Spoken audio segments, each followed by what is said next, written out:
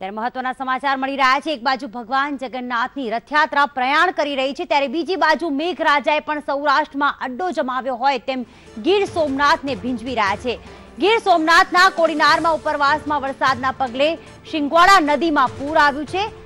ધસમસતી શિંગવાડા નદીનું રૌદ્ર સ્વરૂપ હાલમાં જોવા મળી રહ્યું છે અને શહેરમાંથી લોકો પણ આ રૌદ્ર સ્વરૂપ જોવા માટે એકઠા થયા છે।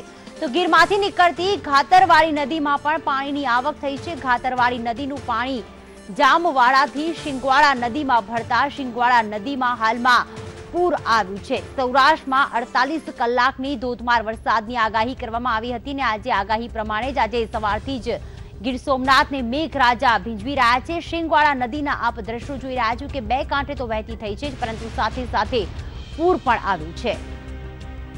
વધુ વાત કરવા જોડાઈ ગયા છે અમારા સંવાદદાતા ભાવેશ ઠક્કર। ભાવેશ, જણાવશું કે શિંગવાડા નદીમાં જ્યારે પૂર આવ્યું છે ત્યારે આસપાસના વિસ્તારોમાં કેવી અસર જોવા મળી રહી છે? શું સ્થળાંતર કરવાની પણ ફરજ પડી શકે છે કે કેમ?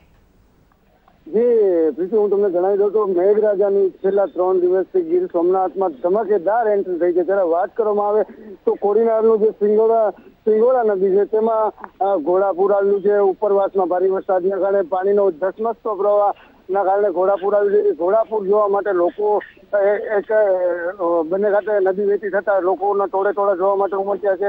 ખાસ કરીને વાત કરવામાં આવે તો તંત્ર પણ એલર્ટ થયું છે અને તંત્ર સતર્ક છે। ત્યારે વાત કરવામાં આવે ઉના તાલુકાની તો ઉના તાલુકાના કાંઠાળ વિસ્તારમાં મોડી રાતથી ધમાકેદાર વરસાદ વરસી રહ્યો છે। ખાસ કરીને વાત કરવામાં આવે તો ઉના તાલુકાનું પાલડી ગામ છે જે કાંઠાળ વિસ્તારનું છે, અત્યારે એવા સમાચાર મળી રહ્યા છે કે પાલડી ગામમાં ભારે વરસાદના કારણે પાલડી ગામમાંથી પણ પાણીનો ધસમસતો પ્રવાહ વહી રહ્યો છે।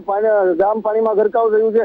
દરિયામાં ભરતી હોવાના કારણે જે વરસાદી પાણી છે તે દરિયો ન લેતું હોય તેના કારણે ગામમાં પાણી ભરાયું હોય તેવી પણ વિગતો સામે આવી રહી છે। જી પ્રીતિ। જી આભાર ભાવેશ સમગ્ર માહિતી બદલ।